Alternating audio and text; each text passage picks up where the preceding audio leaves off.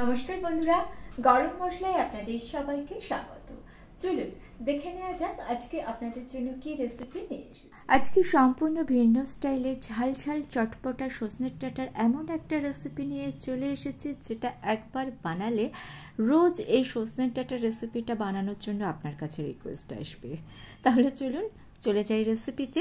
কড়াইতে দিয়ে দিলাম 2 থেকে 3 চামচ মতো সর্ষের তেল। রান্নাটা সর্ষের তেলেই করব। তেলটাকে খুব ভালো করে গরম করে নিয়ে এর মধ্যে দিয়ে দিচ্ছি কিছুটা কেটে রাখা আলু সজনের ডাঁটার পরিমাণটা আপনারা নিজেদের পছন্দ অনুযায়ী নেবেন। আর আলুটাকে একটু লম্বা আর পাতলা করে দেখুন আমি কেটে নিয়েছি। এইরকমভাবে কেটে নেবেন, তাহলে রান্নাটা খুব তাড়াতাড়ি হবে। আলুটাকে ক্রিস্পি করে একটু ভেজে নিতে হবে। মিডিয়াম ফ্লেমে আলুটাকে ভেজে নিচ্ছি। হাই ফ্লেমে ভাজলে আলু ভেতর থেকে সেদ্ধ হবে না, রান্না হতে সময় লাগবে।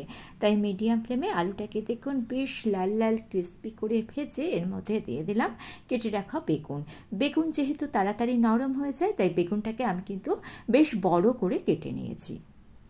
আলু আর বেগুনটাকে 2-1 মিনিট নাড়াচাড়া করে নিয়ে এর মধ্যে দিয়ে দিচ্ছি 400 গ্রাম কেটে নেওয়া সজনের ডাঁটাটাকে একটু বড় করে কেটে নিয়েছি। দিয়ে দিলাম স্বাদ অনুযায়ী লবণ, স্বাদ অনুযায়ী হলুদ দিয়ে দিলাম। এবার লবণ আর হলুদটাকে ভালো করে আলু বেগুন এবং সজনের ডাঁটার সঙ্গে মিশিয়ে নিচ্ছি।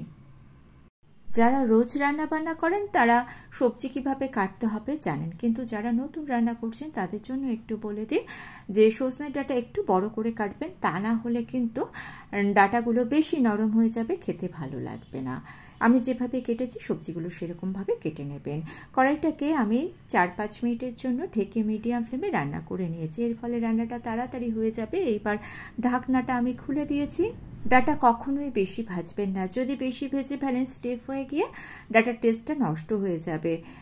ঢেকে রান্না করার পর আরও 2 মিনিট নাড়াচাড়া করে নিয়ে সমস্ত সবজিগুলোকে আমি তুলে নিলাম। আর এদিকে একটা মশলা তৈরি করে নিয়েছি। তার জন্য 2 চামচ পোস্ত, 1 চামচ কালো সর্ষে আর 2টো শুকনো লঙ্কা দিয়ে একসঙ্গে বেটে নিচ্ছি।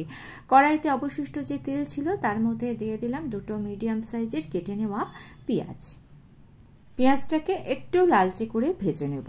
পেঁয়াজ যদি লালচে করে ভেজে নেওয়া হয় তাহলে তরকারির মধ্যে সুন্দর একটা পেঁয়াজ ভাজার গন্ধ চলে আসে। তবে খেয়াল রাখবেন পেঁয়াজটাকে যেন পুড়িয়ে ফেলবেন না, পুড়িয়ে ফেললে টেস্টটা নষ্ট হয়ে যাবে। যাই হোক, দেখুন মোটামুটি 3 মিনিট মতো পেঁয়াজটাকে আমি ভেজে নিয়েছি। এর মধ্যে দিয়ে দিলাম একটা মাঝারি সাইজের কেটে নেওয়া টমেটোটাকেও আমি পেঁয়াজের সঙ্গে নেড়েচেড়ে ভেজে নিচ্ছি।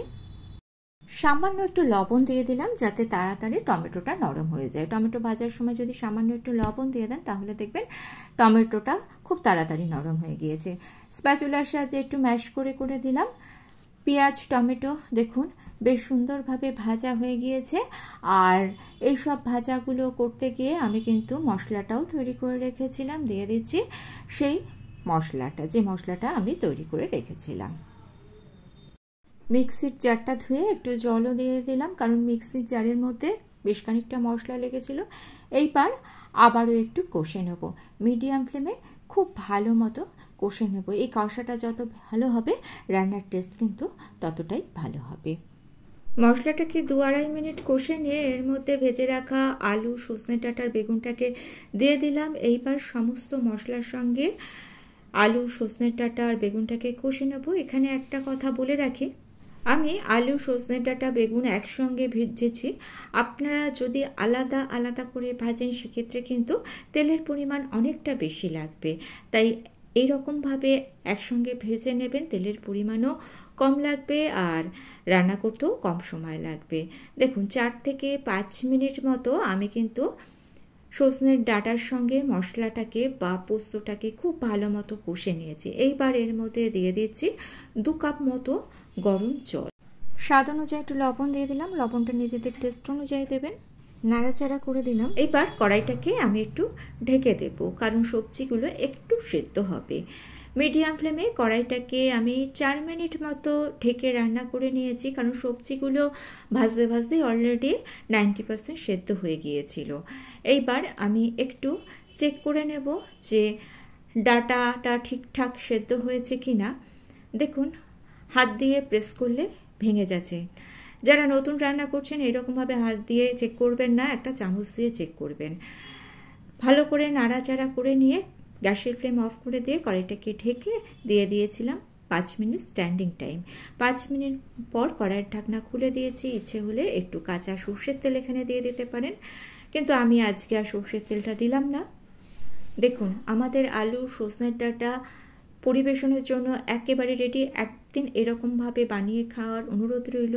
যদি ভালো লেগে থাকে ছোট্ট করে লাইক করে দিয়ে চ্যানেলটা সাবস্ক্রাইব করে নিয়ে পাশে থাকা বেল আইকনটা প্রেস করে দিয়ে অল অপশনটা ক্লিক করে দেবেন, তাহলে যখনই নতুন কোনো ভিডিও আপলোড করব তার নোটিফিকেশন আপনাদের কাছে পৌঁছে যাবে।